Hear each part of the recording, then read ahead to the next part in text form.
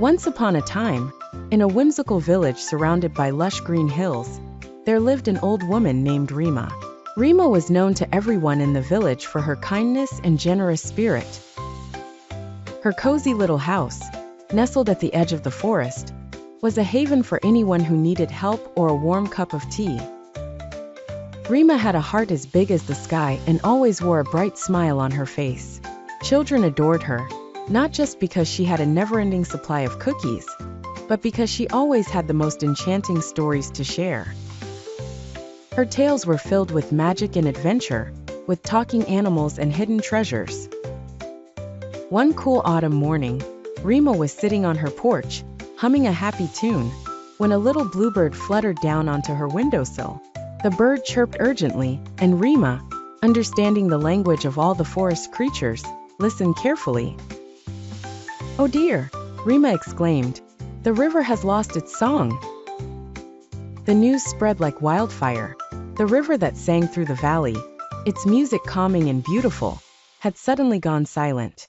The villagers grew worried, for the river's song had always brought them joy and prosperity.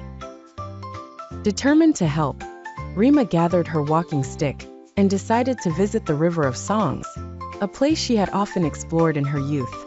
The path was lined with golden leaves that crunched beneath her shoes as she walked, the cool breeze playing with her silver hair. Along her journey, she met various animals, the wise owl, the cheerful squirrel, and the gentle deer, each offering words of encouragement and small tokens to help her on her quest.